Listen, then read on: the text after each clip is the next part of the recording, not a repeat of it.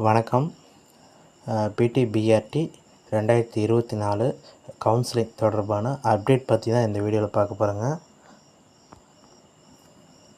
Last week வந்து பார்த்திங்கன்னா, ஏன்னா லாஸ்ட் வீக்லேயே வரும்னு சொல்லிட்டு நானே லாஸ்ட் வீடியோவில் சொல்லியிருந்தேங்க.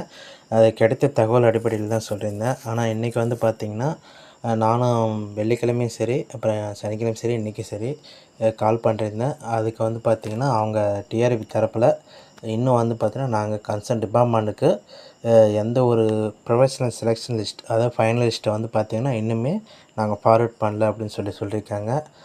என்ன பிரச்சனைன்னு கேட்டதுக்கு அதுவும் அவங்க முழுசான பதில் சொல்ல கிடையாது. எப்போ பண்ணணும்னு சொல்லிட்டு கேட்டதுக்கு, சார் வெயிட் பண்ணுங்கள், உங்களுக்கு தபால் மூலமோ அல்லது வந்து பார்த்திங்கன்னா மெயில் மூலிமா வந்து பார்த்திங்கன்னா உங்களுக்கு நாங்கள் வந்து பார்த்திங்கன்னா அதுக்கான அனௌன்ஸ்மெண்ட் கொடுப்போம்னு சொன்னாங்க. அதனால் நீங்கள் வந்து உங்கள் மெயில் ஐடி வந்து பார்த்திங்கன்னா, நீங்கள் எந்த அப்ளிகேஷனில் என்ன மெயில் ஐடி கொடுத்துருந்தீங்களோ அதை வந்து டெய்லி நீங்கள் ரொட்டீனாக வாட்ச் பண்ணுறதுக்கு ரெடியாக இருந்துங்க. ஏன்னா எப்போ வேணாலும் வந்து பார்த்திங்கன்னா நம்மளுக்கு அப்டேஷன் வேறு ஆகும். நீங்கள் அதை பார்த்துக்குங்க. எனக்கு வந்து பார்த்திங்கன்னா அதை அவங்க ஷேர் பண்ணுறதுக்கு எனக்கு உடன்பாடு இல்லை. ஏன்னா இருந்தாலும் இப்போ நீங்கள் உங்களுக்கு வந்து நான் அந்த பேசுனது வந்து பார்த்திங்கன்னா உங்களுக்கு இப்போ நான் அந்த தகவல் காமிக்கிறேன். டிஆர்பி மேடம், இப்போ யூஜிடிஆர்பி லிஸ்ட் வந்து கன்சர்ன் டிபார்ட்மெண்ட்டுக்கு அனுப்பிச்சிருச்சாங்க செலக்ஷன் லிஸ்ட். போகல சார், இன்னும் வெயிட் பண்ணுங்க. போகும்போது உங்களுக்கு இண்டிவிஜுவல் தபால் மூலமாகவோ இல்லை மெயில் மூலமாகவோ தகவல் தெரிவிக்கப்படும். வெப்சைட். அதனால் வந்து பார்த்திங்கன்னா நீங்கள் உங்கள் மெயில் ஐடி வந்து பார்த்திங்கன்னா நீங்கள் ஆக்டிவ்லேயே வச்சுக்கோங்க. அதை டெய்லியும் ஃபாலோ பண்ணுங்கள். அதே உங்களுக்கு போதுமானதாக இருக்கும்.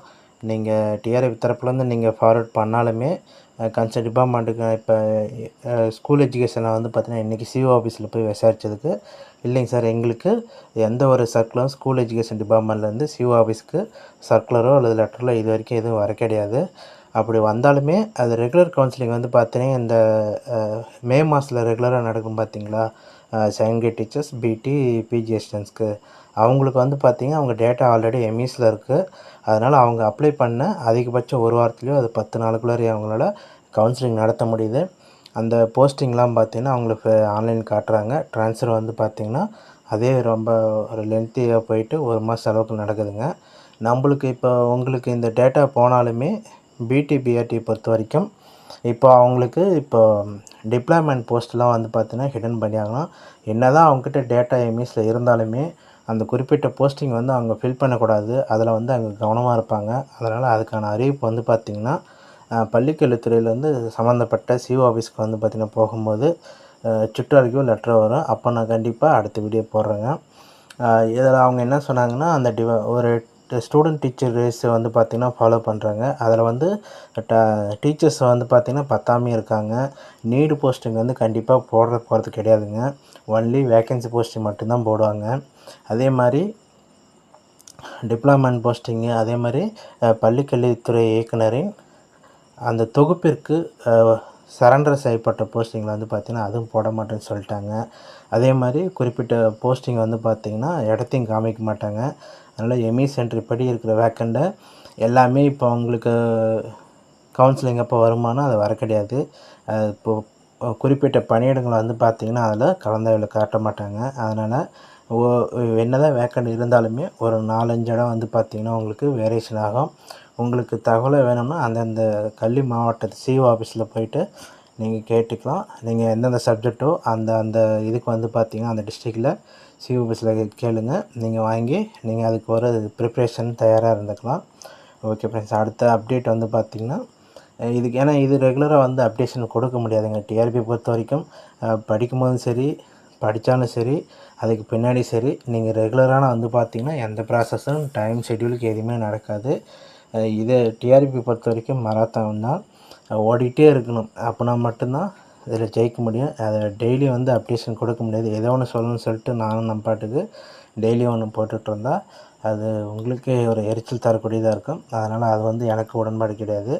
ஏதாச்சும் அப்டேஷன் வந்தால் மட்டும் போகிறேன். அது வரைக்கும் இதே தான் உங்களுக்கு. இன்னும் கன்சர்ன் டிபார்ட்மெண்ட்டுக்கு டிஆர்பி தரப்பில் எதுவும் அனுப்ப கிடையாது. அப்படி அனுப்பும் பட்சத்தில் தமிழ், ஹிஸ்ட்ரி, ஜியாகிரபி இதுக்கு விட்டுட்டும் பண்ணலாம். ஏன்னா அதில் வந்து ஒரு சில இஷ்யூஸ் இருக்குது. அதேமாதிரி மற்ற மேஜர்ஸ்க்கு வந்து பார்த்திங்கன்னா 5லேருந்து 10 சேஞ்சஸ் வரைக்கும் வருது.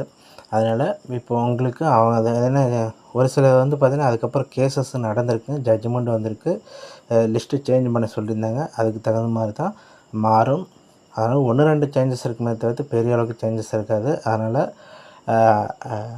உங்களுக்கு அந்த லிஸ்ட்டு ஃபைனல் லிஸ்ட்டு போனாட்டி தான் அவங்களுக்கு அந்த தகவல் இந்த டைம் தரணுங்க.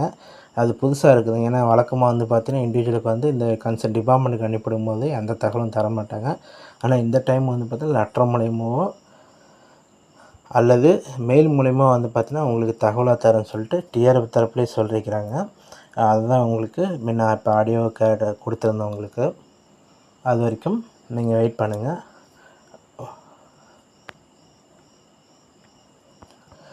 நிறைய நண்பர்கள் வந்து பார்த்திங்கன்னா அவங்க சொல்லியிருந்தாங்க, சார் நாங்கள் இதை நம்பி எங்கள் வேலையை விட்டுட்டு வந்துட்டோம், அதே மாதிரி அவங்களும் எங்களை வச்சுக்கல, இப்போ எங்கே போனாலும் வேலைக்கு சேர்கிறதுக்கும் சிரமமாக இருக்குது. ஏன்னா வந்து பார்த்திங்கன்னா எப்போ வேணாலும் கவுன்சிலிங் வந்தாலும் நாங்கள் திருப்பி போகிறதுனாங்க வேறு வழி கிடையாதுங்க.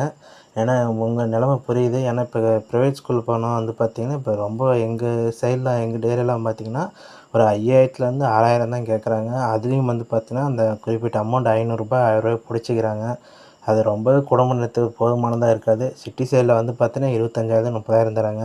ஆனால் அவங்க என்ன டிமாண்ட் வைக்கிறாங்கன்னா 3 மாத சேலரி கேட்குறாங்க. அப்படிலாம் சர்டிஃபிகேட் வாங்கி வச்சுறாங்க. அது ரொம்ப இடைஞ்சலாக இருக்குது. ஆனால் இது எல்லாமே ஃபேஸ் பண்ணி தாங்க வரணும். ஏன்னா குடும்பத்தை நடத்துறது மினிமம் ஒரு 15,000 இருந்தால் மட்டும்தான் குடும்பத்தை நடத்த முடியும். அப்படி இல்லைனாலும் இப்போ 4 மாதமாக ரொம்ப சிரமப்பட்டீங்க. இப்போ வேலை கிடைச்சாலுமே ஃபஸ்ட்டு மாதமே சேலரி வந்து கஷ்டங்க. ஏன்னா உங்களுக்கு அந்த ப்ராசஸ்லாம் ஆரம்பிக்கிறது கிட்டத்தட்ட 2வது மாதம் தான் நீங்கள் முழுமையான சேலரி வாங்க முடியும். அது வரைக்கும் அவங்க வேறு வழி கிடையாது. ஆல்டர்னேட்டிவ் பாருங்கள். வெயிட் பண்ணிகிட்டே இருப்போம். நல்ல தகவலாக வரும். Okay friends, thank you. ஏதாச்சும் அப்டேஷன் இருந்தால் கமெண்டில் போடுங்க.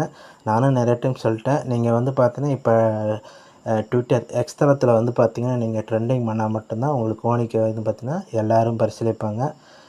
கோரிக்கையை வந்து பார்த்திங்கன்னா உங்களுக்கு எல்லாத்துக்கு தரப்புலையும் போகணும்னா அது ஒரு நாள் சொல்லுங்கள். ஏன்னா கிட்டத்தட்ட நான் கேட்டு ஒரு சில பேர் தான் சொல்லியிருந்தாங்க.